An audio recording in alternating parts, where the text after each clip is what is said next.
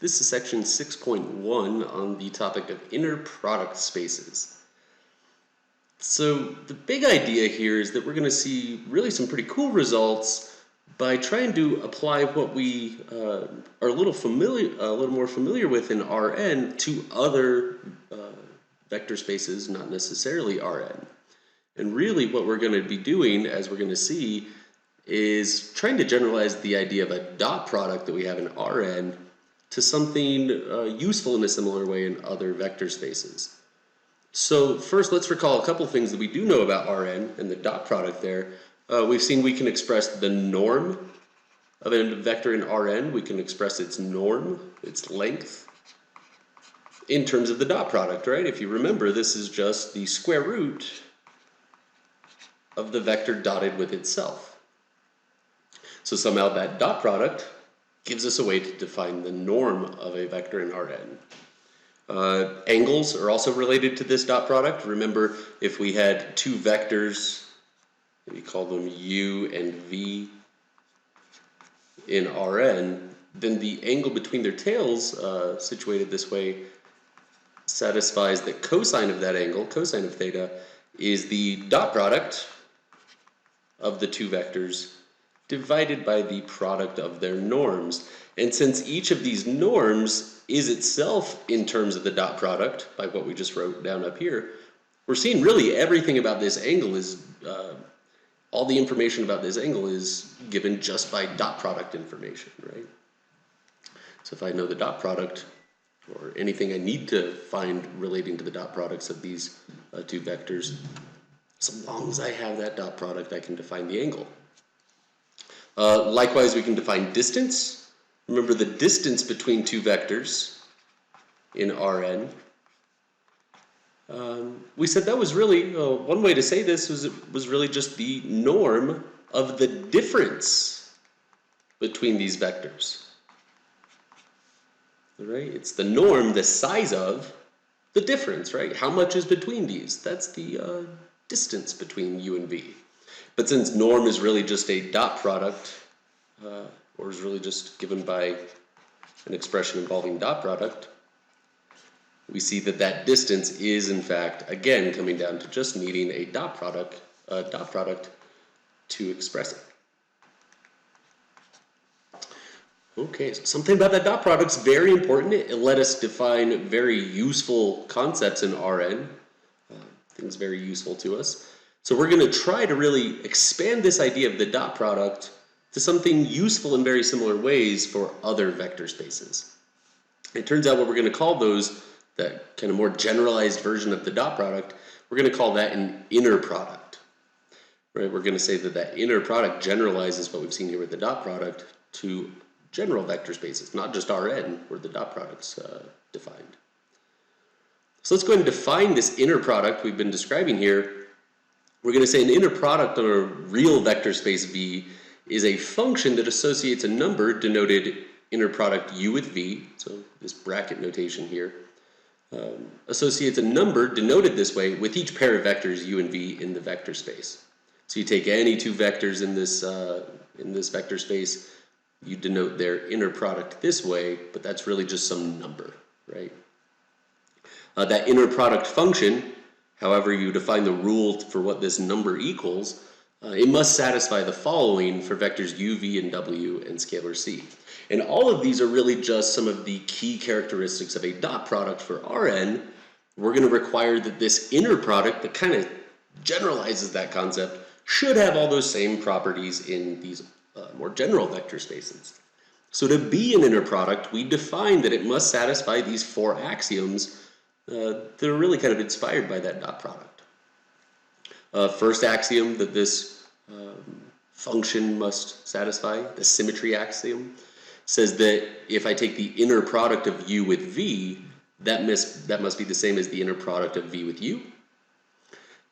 Certainly dot product satisfies that. We know it doesn't matter which order we dot two vectors in. The additive axiom, well, in fact, before we move on, I'll write the equivalent statement in terms of dot products so you see some more familiar statements of these for a very particular type of inner product, the dot product. The second axiom, called the additive axiom here, is saying that if you take a sum of two vectors, u and v, and you want its inner product with w, then really it's kind of like how dot products seem like they sort of distribute, right? This sum can be broken up into two individual inner products. The first vector in that sum, inner product with w, plus the second vector in that sum, v, inner product with w. Right, that'd be the same as saying that u plus v dotted with w equals u dot w plus v dot w. Right, which is certainly true for dot product. We've seen that. Now we're saying it has to be true for any inner product. To be an inner product, that has to be true. Another axiom that must hold is, we're calling this the homogeneity axiom. It says that if I take a scalar multiple of u and want to take the inner product of that result with v, I can pull that scalar multiple out to the front of that inner product and just multiply it on the result of the inner product with u of v. But that's, again, pretty easy to see the analogous case for dot product. This is just what it says, which is something we have seen is true in the past. Something we've also seen that's true is this last one, axiom 4, the positive definite axiom. It says that if we take the inner product of any vector with itself, the result must be positive or 0. It can never be negative. And the only way you can get 0, the only way that happens if and only if the u vector that you're taking an inner product with itself is really the 0 vector. Right, this does again hold for dot product certainly, because if I took u dot u, we know that's just the norm of u squared, which is certainly always bigger than or equal to 0, so check on that. And the only way the norm of a vector is going to equal 0, right, so the norm is always bigger than 0, but the only way it could bigger than or equal, the only way it equals 0 is if the vector itself is 0. Let's say its norm equals 0 if and only if the vector itself is 0. That's exactly what this is saying for the more general type of inner product we're now defining. We're saying that anything called an inner product has to satisfy that. Now, once we have defined an inner product, we'll see there are many different types of inner products. The dot product is a very standard one to use in Rn. It's a very useful one. But once we've defined an inner product on a given vector space V, when we take that vector space with that inner product defined on it, we call that an inner product space. So if we had a given vector space but had two different possible types of inner products we've defined on it, we would think of the vector space with one type of inner product as being one inner product space.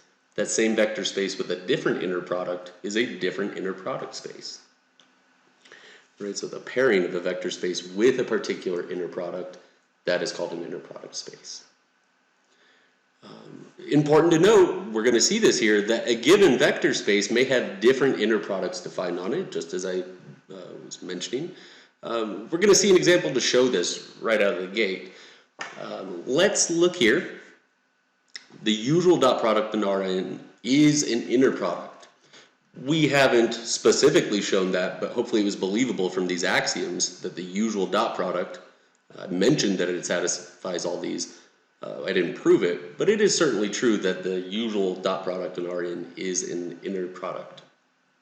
What I want to show is that this function, defined this way, where you have vectors u and v in Rn, and this operation between them defined to be x1 times y1, first component times second component, plus 2 times x2, y2. So 2 times the first component times second component times second component of the vectors, plus 3 times the product of the third, all the way up to n times the product of the nth components. Notice this is a lot like a dot product, except I'm adding in, or not adding, multiplying in these increasing integers in the vector, or in the product. Now I want to show that this is in fact an inner product. The way I've defined this, that it does satisfy all those axioms. This will really show you what we mean by defining an inner product. Here's a definition of one. Let's see if it satisfies all the axioms, if it truly meets the definition of an inner product. So let's look at the symmetry axiom first. That says that U with V has to be the same as V with U. Well, that's easy. If we define right away this inner product the way it's written up here,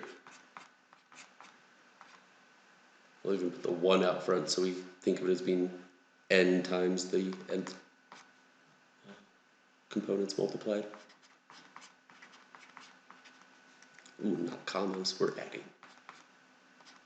Okay.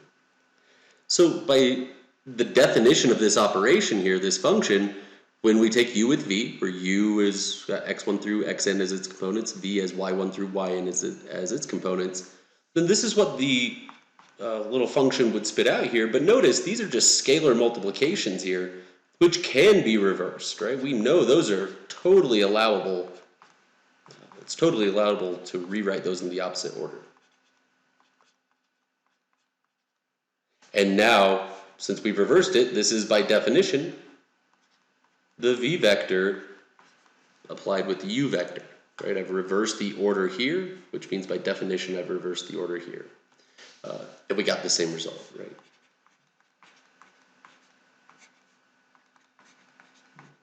So that shows that the symmetry axiom holds. What about the additive axiom? Remember, the additive axiom says, and I'm going to have to throw in an extra vector here for this one. I'll call it z1 through zn. The additive axiom would say that if I have u plus v, and I want to take this operation with w, then what do I get? I better get the operation applied to w plus the u applied to the w plus the v applied to the w. So what is this really? This is, well, u plus v would just be x1 plus y1 all the way through xn plus yn. Right? You're just adding component-wise when you add these vectors. Oops. Notation got away from me a little bit there. That's your u plus v, just written out in component form here. The w, I'm just saying, has these z's. And we are taking this operation with this. And by definition, this is easy to write out. This is just, well, keep it short here. This is just 1 times the first component of the first vector times the first component of the second vector, plus all the way out through n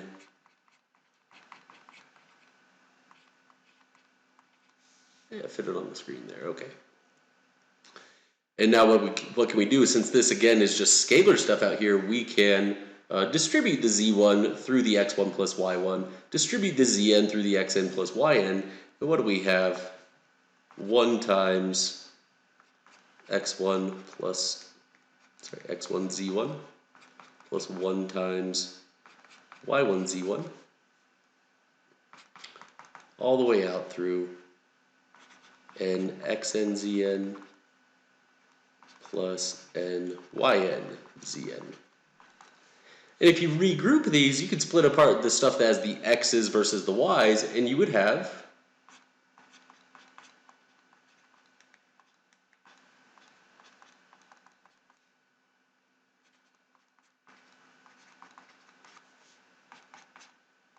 almost there, almost there. Here we go. A lot to write out. You'd have this, which by definition is just the operation applied to the vector of x's, the u, or that u vector applied with the z, which is the w vector, plus that operation with the vector of y's, that's our v, applied to the w's, the vector of z's, which is the w. This is exactly what that additive property says. Now that you've seen how to do this, I'll let you play with the homogeneity axiom and the positive definite axiom. Positive definite shouldn't be too bad, right? That's just saying that when I take u with u, I better get something that is always non-zero and equals 0 if and only if you started out with the 0 vector. So the 0 vector is the only thing that has an inner product with itself that's 0, meaning it's the only vector that has norm 0. Okay, so I will let you show these for yourself. Right? You can show these now that you kind of see how the game is played. But they do hold. Right? This is a great fact here. Let's see what else we can go on to from here. Let's see.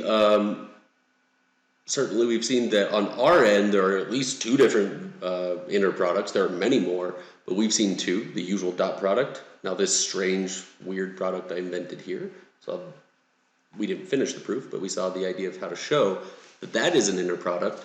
What about this example? Is the function on M22, the space of 2 by 2 real matrices, is this an inner product? Where we define the inner product, presumably should be an inner product, to be AE plus BF plus CG plus DH, where our U vector in M2 is ABCD matrix, and the V vector is the EFGH matrix.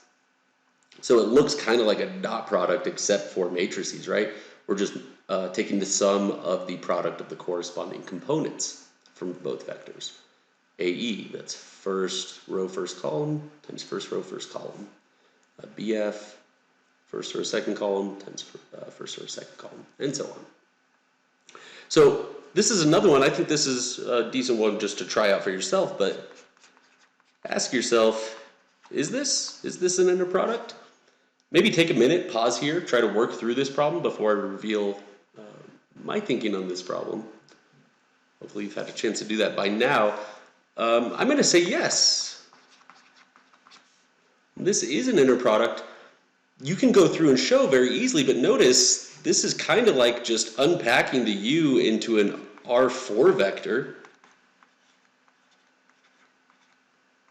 I shouldn't say it equals, R4 equals that. But it's kind of like unpacking this vector U and just expressing the same information, the same numbers, just as a vector in R4. Same with V.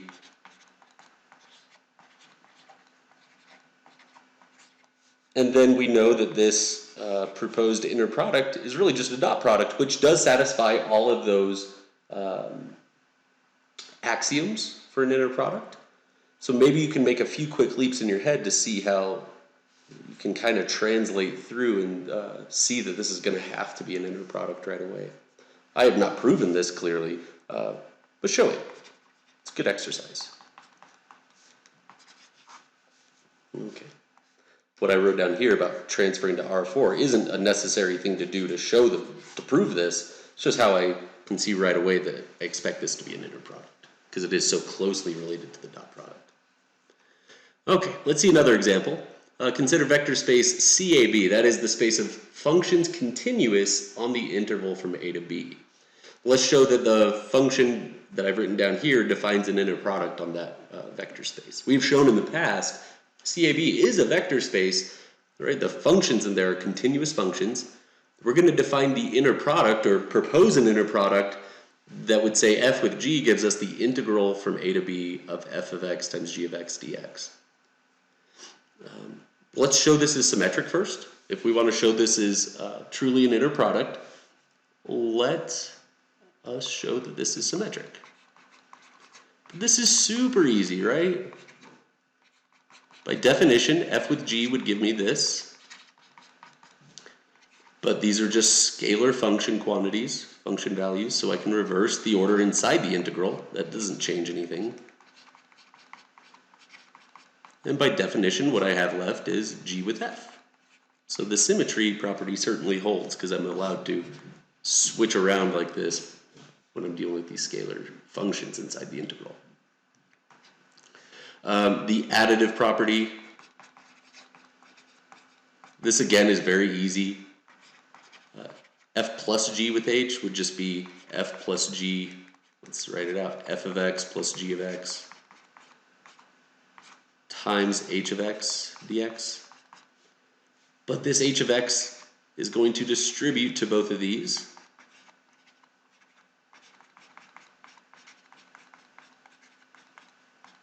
And split up that integral, if you like.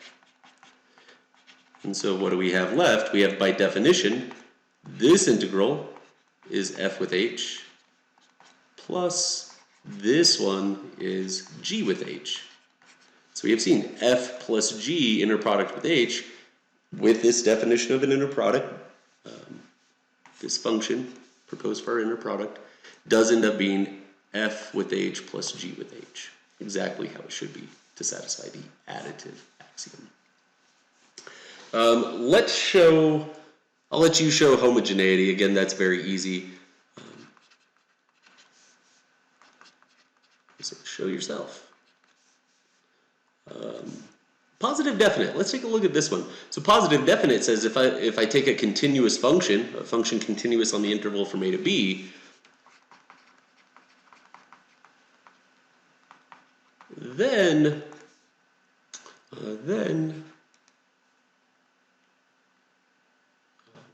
if I take f with itself,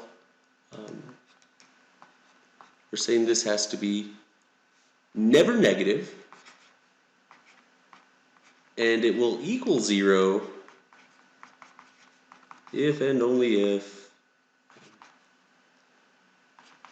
f is really the 0 vector in this space, right? So f of x equals 0 for all x in the interval.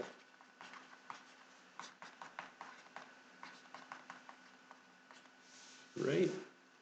Well, what does that really mean? If I took this integral of f times f, that's really just f squared, a strictly non-negative quantity since it's being squared. Well, we can kind of make sense of this just visually. I won't prove this, but we can make sense of it visually. If I've got a function f, it can never be negative. On an interval from a to b, if I'm squaring, it can never go negative. It can never go below the x-axis. When I graph it, it might equal 0, but it's continuous and it never goes negative. Well, that's telling us here, so long as I'm never negative, if there is any place where this function is non-zero by continuity, say like x0, if there's any place there, there's going to be a little window around there where it's also positive by continuity of f. It can't abruptly change to 0 if it's non-zero somewhere.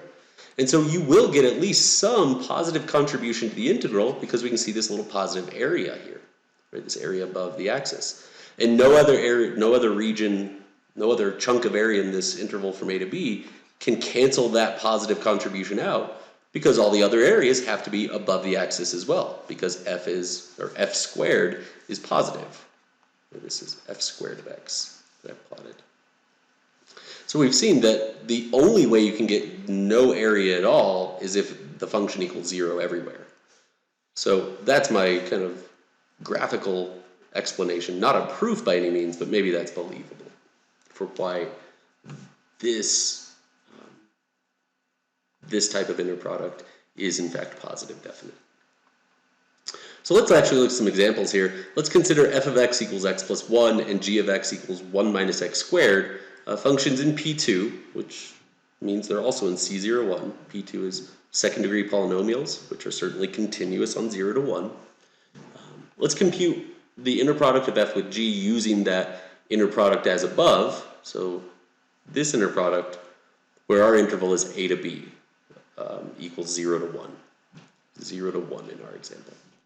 So all this means is fg is the integral from 0 to 1 of f of x times g of x,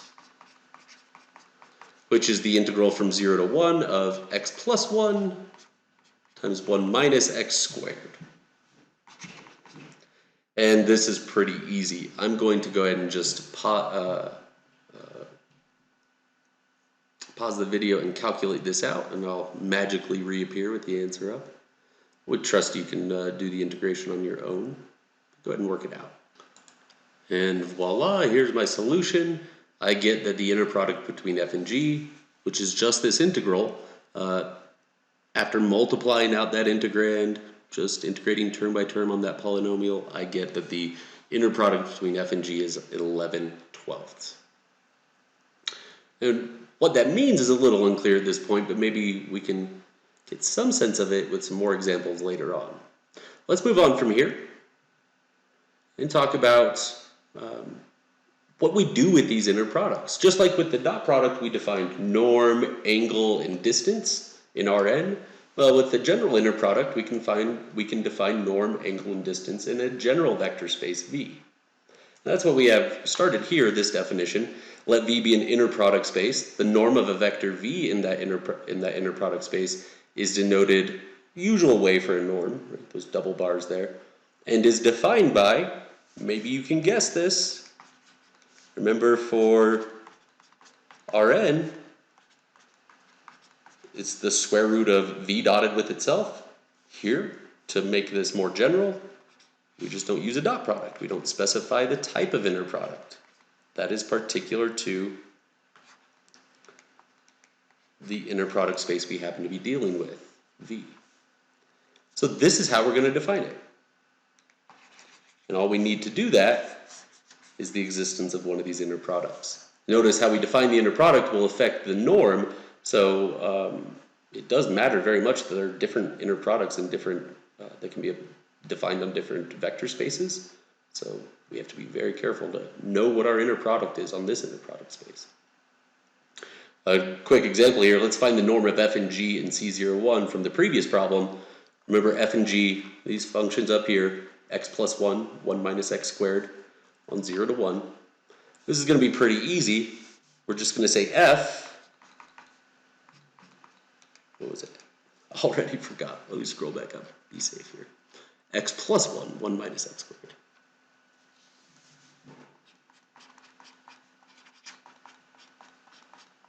Okay, so for f, I just want to remember this is the square root of f's inner product with itself. So that's the square root of the integral from 0 to 1 of this function multiplied with itself, which just means it's squared. I'll even write it out.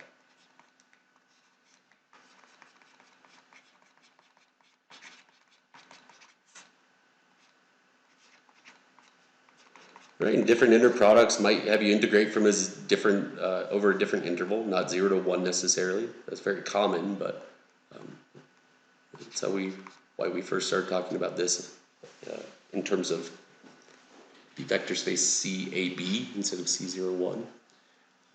In this case, we have C01, so we're just integrating this stuff. What do I get here? It looks like x plus 1 over 3, cube the top. Evaluate from 0 to 1. So I believe we get, yeah, just double checking my work here. 2 to the third over 3 minus 0, minus 1 over 3. Really 1 cubed over 3. So it looks like I get root 7/3. That is the norm of f. Norm of g, I'm going to work out the same way.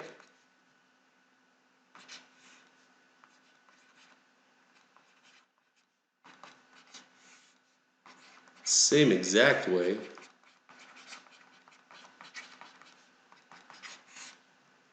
But my function's a little different.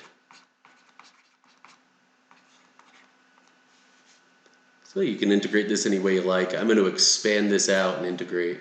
Again, I'm going to magically pop the results up here on the screen. And there we have it, root 8/15. You can double check my work here, but this is what I get when I work this out.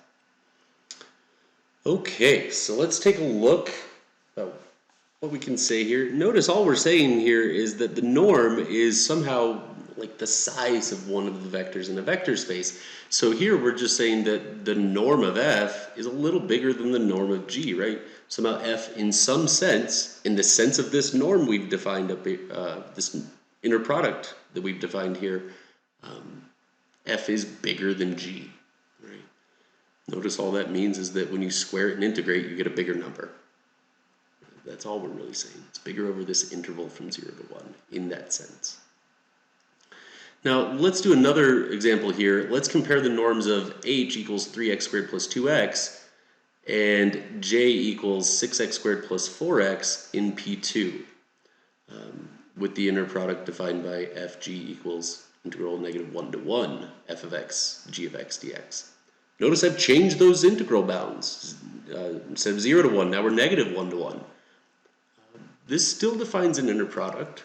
We showed this is an inner product.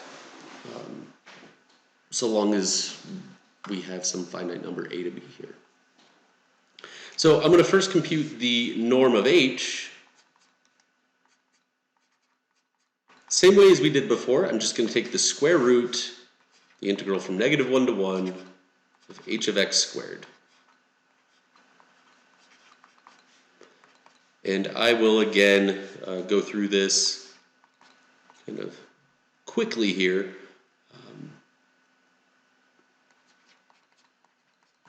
Do a little bit of movie magic to pop the answer up.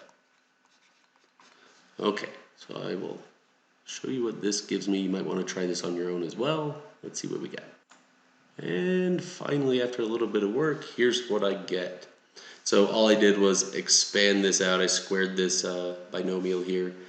And I notice I'm integrating from negative 1 to 1, so symmetric integral bounds. That means odd functions like 12x cubed will integrate to 0 over that interval. So I just got rid of that right away. And what was left were just even functions, which contribute the same amount from negative 1 to 0 as they do from 0 to 1. So I just integrated 2 times the integral from 0 to 1 of that even stuff that was left over.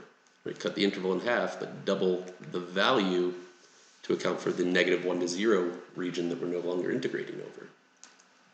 And when I compute this out, I get what you see here, 2 times 9/5 plus 4/3. I reduce that down to square root of 94 over 15. So that's my norm of h. Let's see about the norm of j, though. Before I jump off here, I just want to notice j looks very similar to h. Right? Notice that this is just 2 times h. And properties of norms that we've seen before will still hold here, saying that we can pull that scalar out as its absolute value. So the absolute value of 2 is still 2. And just multiply by that norm of the remaining vector, which we know is root 94 over 15. So I just wanted to make that little note that we can, if we see a relationship to a vector whose norm we already know, maybe we can make that little leap there. J was just 2 times h. So its norm is just 2 times the norm of h. You can show that this works, right?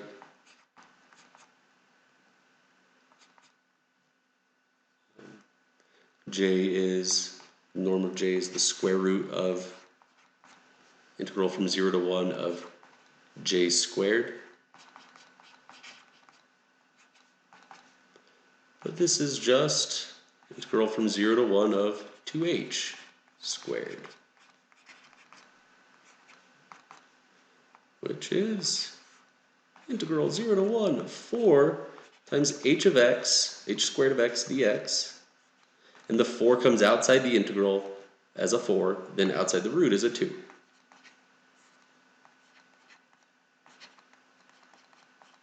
And we're left with 2 times, by definition, the norm of h. Right? That's what we got here. So that clarifies that, yeah, that scalar can come out of the norm still, just like we were used to it doing. Okay, let's move on. We've talked about norm enough. We do also want to use these new inner products to define angles between vectors in these more abstract vector spaces. So let V be an inner product space. The angle theta between two non-zero vectors u and v in that space is given by cosine of theta equals the inner product of the two vectors divided by the product of their norms. Remember how similar this is to the case of Rn, equipped with the usual dot product. Right? We've seen this before. That's our basic method for finding angles between vectors in Rn. We're saying that same sort of form is going to hold. We actually define angles between vectors from this form, where we're just replacing the very specific dot product, the inner product for Rn, with a general inner product, U with V. Okay, so what can we do here? Let's see. Let's determine the angle between f equals x plus 1 and g equals x minus 1 in P2, as described in that previous example way up above, where we had these same functions. Well, this will be easy, right? We're going to say cosine of theta equals the inner product of f with g in this inner product space defined with the integral from 0 to 1 as our integral from 0 to 1 of the product. That's our inner product. Let's see what we get. Well, this is kind of nice. I think we've done all the parts here. This is the same f and g we used way up above. Not in this example, that was h and j. But f and g here, right? Well, this is nice. We have both of their norms. And let's see what else. Yeah, up here we also computed their inner product in that same inner product space. We use the same inner product. So their inner product was 11 twelfths. 11 twelfths. Let's write that down. Inner product of f and g was 11 twelfths. The norm of f times the norm of g, let's see what that gives us. Where are we? Norm of f was root 7 thirds, norm of g was root 8 15ths. Root 7 thirds, root 8 15ths. And what does that make? 11 over 12 all over root of 56 45ths. Ugly numbers there. Right, so there's some simplification you could probably do in here. I won't worry about it too much. I guess I can flip things over a little.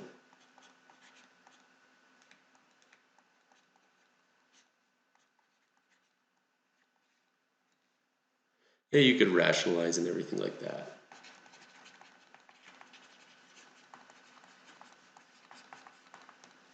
Right. But that is what cosine of this angle comes out to. If I want theta itself, I'll just take a cosine inverse of this ugly number. And when I do this, let's see what a calculator gives me when I approximate this. I get roughly 34.7 degrees. So somehow we've assigned an angle to an angle between two different functions, right? This is a very strange idea.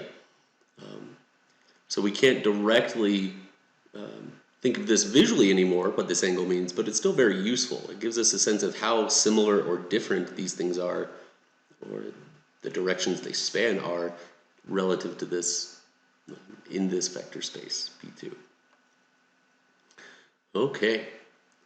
Well, with angles, we can talk about orthogonality. Remember, in Rn, we said two vectors are orthogonal if and only if, two non-zero vectors are orthogonal, if and only if their dot product was 0. So maybe no big surprise how we're going to define orthogonal vectors more generally. U and V in inner product space V are orthogonal if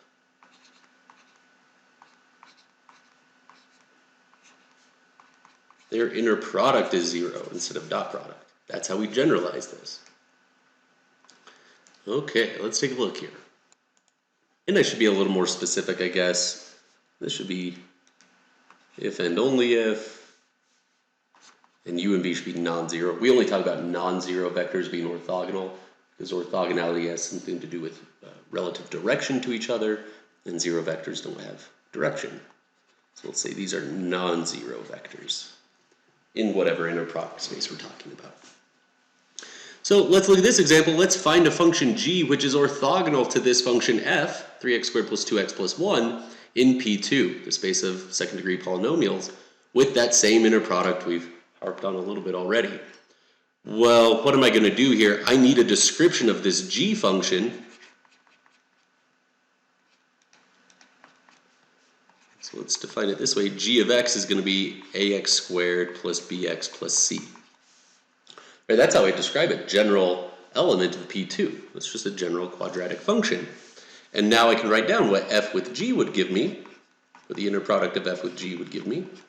That is 3x squared plus 2x plus 1 times ax squared plus bx plus c dx. When we integrate that, we want that all to equal 0. And so let's see some interesting things here. If I expand this out, if I multiply all this mess out, what do I get? It looks like I'm going to get, let me do this carefully and pop up the results. And this is what I get when I multiply it all out. And so I can actually integrate this pretty quick and easy since it's from 0 to 1 and it's just polynomial stuff. Maybe you can see the pattern I get to do this very quick. 3a over 5 plus 2a plus 3b over 4 plus a plus 2b plus 3c over 3 plus b plus 2c over 2 plus c. So this is what I get. Maybe you can pick out the pattern there, or you can just work it out. It's not hard to work out by any means. And we want this to equal 0. So now if I wanted to actually solve this, what would I need to do? I need to solve a system of equations for the a, b, and c. Right? Let me isolate my a, or group my a values. I have 3/5 of an a here, plus 1/2, really 2/4 of an a, plus 1/3 of an a, and that's it. Attached to all the b's, I have 3/4 plus 2/3 plus 1/2. Attached to all the c's, what do I have? Looks like I have 1 plus 1 plus 1. Right. 3 over 3, 2 over 2, 1. So what does this tell me? I need all this stuff times a plus all this stuff times b plus all this stuff times c. I need that to equal 0. When I calculate these numbers, these coefficients, I get this. I get that this must equal 0. So notice you can find many ABC triplets that satisfy this equation. For example, take, I don't know, a equals 0. That simplifies things dramatically. Divide by 3, and you get that c is just negative 23/36 of b. So let b equal 1. Then you have c for free.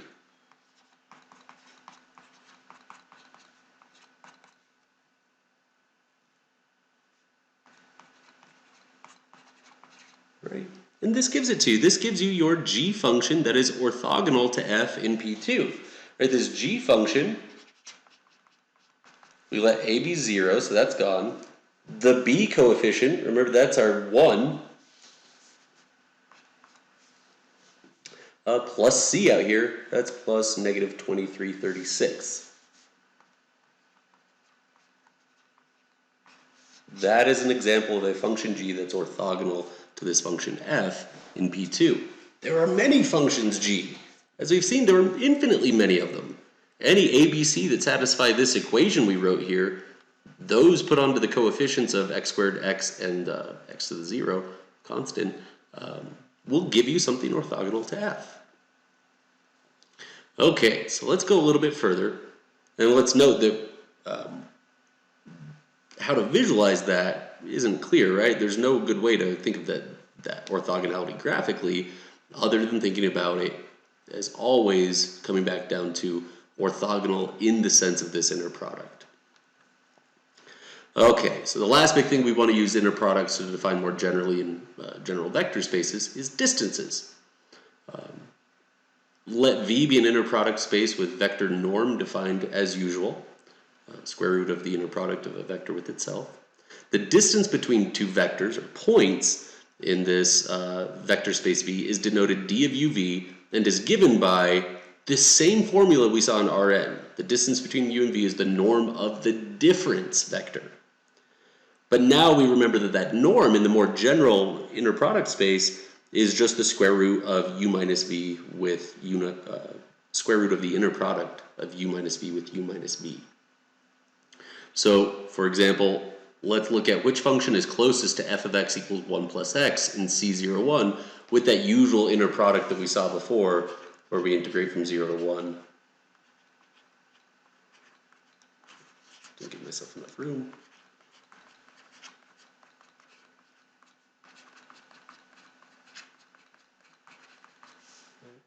That's going to be our inner product here.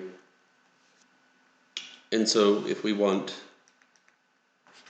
the distance between f and g, that's really just the norm of f minus g.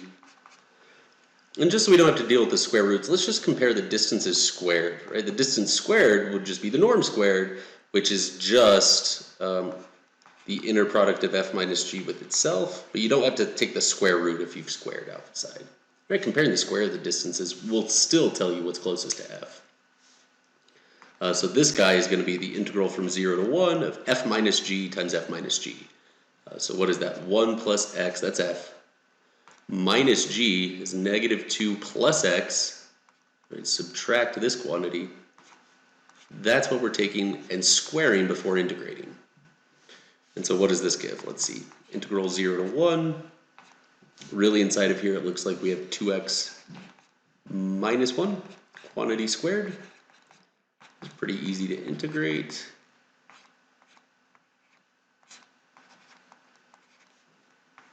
I'll let you check the details there, but this is what I get. Looks like I get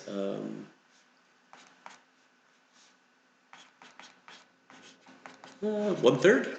That's my answer. Again, check my details, see what you get. But now if I want to look at distance squared between f and h, we know it's the same process, just different functions.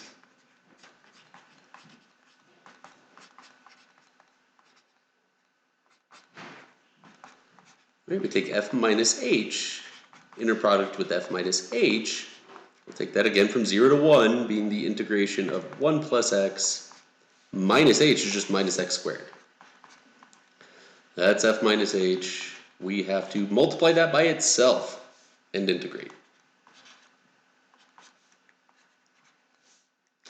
So what do I get here? I'm going to multiply this big mess out. I get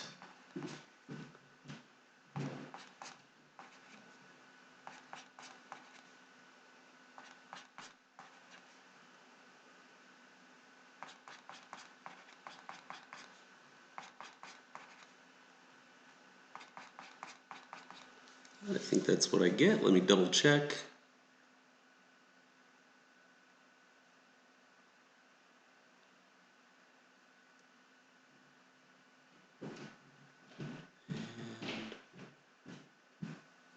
Yeah, this seems good. We're integrating this from 0 to 1. It takes some work, takes some time. You have to do some annoying algebra. But then what do we get? So minus 2x cubed minus x squared plus 2x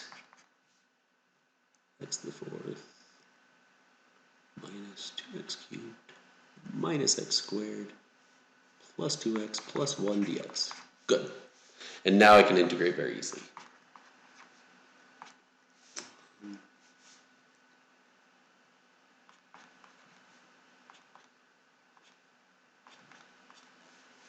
This is what I get, I believe.